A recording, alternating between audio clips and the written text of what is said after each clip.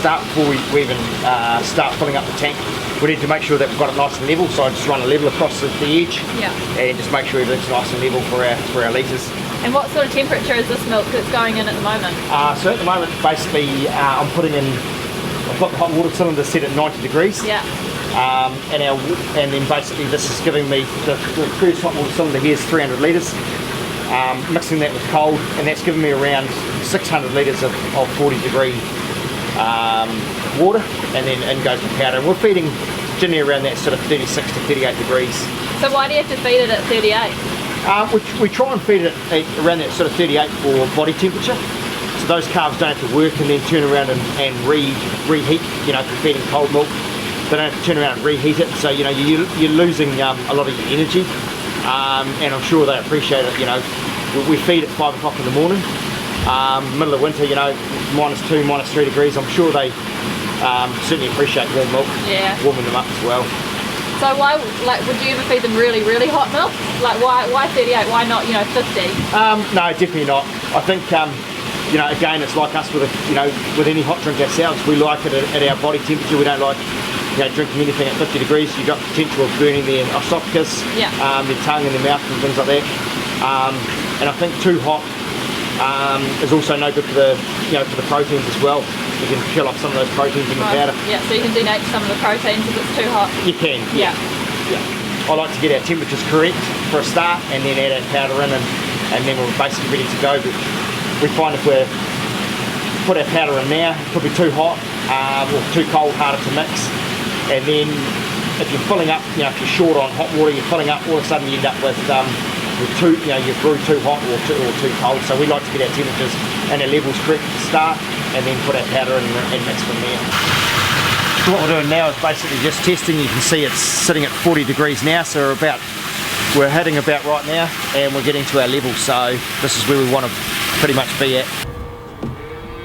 This is probably the most important bit about putting milk powder in, whether it be into colostrum or into straight water. Yeah. The trick too is basically putting it in really nice and slow, and not letting it rush in, trying to keep it on the surface, opposed to letting it actually shooting right to the bottom of the tank. So you don't just want to like blob it in one hit? No, just nice and slow in the tank. So this bag here does 160 litres, so we basically add this thing in here.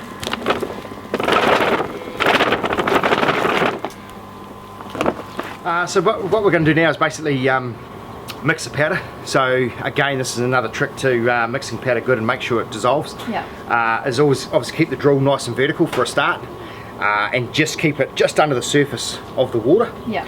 And basically the drill do all the work. You know, let the drill circulate the whole tank and drag the powder down and dissolve it properly. We don't want to go in too deep too fast, otherwise we get like wave sort of effect in the tank. And as soon as a wave comes over the top of the powder and actually drops it below the surface of the water, it's a lot harder to break up, and that's when you end up, you know, blocked teats and the powder's not mixing properly. Yeah. What is this thing that you've got? So basically we've just got a cheap drill. Obviously it's connected onto a RCD switch, just for safety wise, and then we've just got a 600mm long paint mixer which you can get from Farmans or any hardware store, and yeah, it does the trick perfect. Yeah. And is that a lot easier than mixing up with a whisk or something like that? Yeah, definitely. We do, you know, if we do have a whisk on hand, if should we you know, have no power or anything like that, we have got a whisk to use as an emergency as well. Yeah, but this obviously makes life a lot easier for you. It does, yeah. Mixing this sort of volume, you know, you're looking at maybe you know, 3-4 minutes, because we are mixing, you know, quite a decent volume. So yeah. Alright, let's do it. So what I'm doing here is basically just, obviously when I've tipped the powder and it's ended up in a sort of a big pile, basically what I do is just spread it out a wee bit, but make sure it still stays on the surface. So you don't want to be pushing any powder below the surface of the water? No, so still keep it on. Just hold it just on the surface there.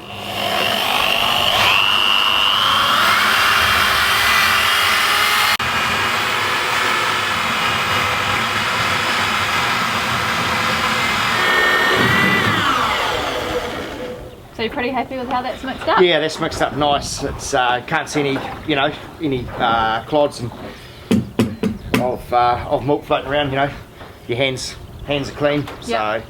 So that took up what, about 5 minutes? Yeah, probably 4 or 5 minutes. And how important is it to make sure that your milk's mixed up properly?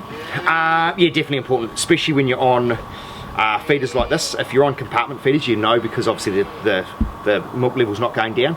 But on here, it's really important because if you've got blocked teats, the milk's going down, so you don't actually know who's feeding and things like that. You can obviously tell from their stomachs, but yeah, otherwise you're not knowing what teats. So most calf milk replacers have a mixing rate of about 125 to 150 grams per litre generally, but what I would say is that check the instructions on the back of the bag, check with the manufacturer and make sure that you're feeding the calf milk replacer at the right rate for that product, because it can differ between products. Yeah, I think it does, you know, depending on what powder you're using. And whether you're on a once a day feeding system where you're making it more concentrate, or whether you're on a twice a day feeding system, you know, it's going in at 125 or, you know, it could be 150 per litre. So you definitely need to check on the back of the bag and just see what the recommendation is. Being a calf rearer, you really have to have lots of different skills, don't you? You have to have good stockmanship with animals, you have to have really good attention to detail, you have to be consistent, but you also have to be a mathematician, don't you, really? When it comes to mixing something like a calf milk replacer, you really need to make sure you get your numbers right. Yeah, I think it's pretty critical, to be honest. You know, as you're lifting calf numbers up all the time, it's pretty critical that you do double check your figures, because a simple mistake of powder to water ratio to calf numbers, it can slip by. You know, you're trying to work those. You've picked up more calves the night before.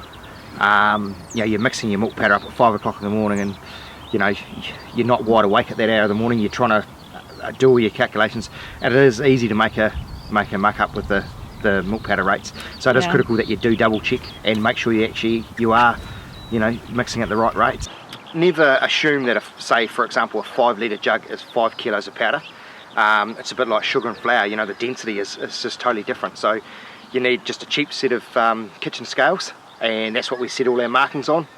And yeah, never assume that your jug is litres to kilos is the same, because it's not. Yeah, and I guess another good tip is to check with someone else. If maths isn't your thing, if you're not a mathematician, just get someone else to run their eyes over it, whether that's your feed supplier or a friend, a neighbour. It's always good to have a different set of eyes looking at it. So if you are struggling, just get someone to help and help you out, because when you are sort of looking at larger numbers, it can get pretty confusing. Yeah.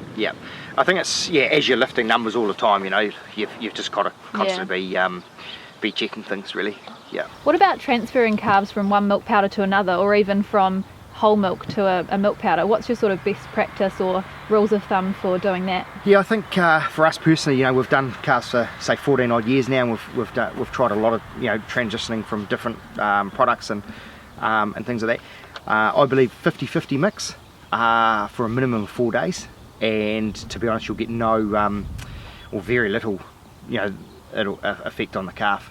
But I think 3 days, if we really try and push it 3 days, you might get a wee bit of an upset stomach with the calves. But 4 days and things are looking pretty good, and they don't really notice that changeover. Yeah, I guess the thing to remember is that they are vulnerable, they are very young animals, so any sort of change that you're making to them or the environment really needs to be done as slowly as possible, really, to minimise any problems, because when they are upset or stressed, it can bring on a scour, a nutritional scour, and it's best to avoid that. So really you shouldn't be making more than one change at once, and any changes you do make, you've really got to make sure you do it gradually. Yeah, and I think the younger the calves, you know, they obviously take it a transition a bit harder than the older calves. But 4 days is what we work on, and it seems to work really good.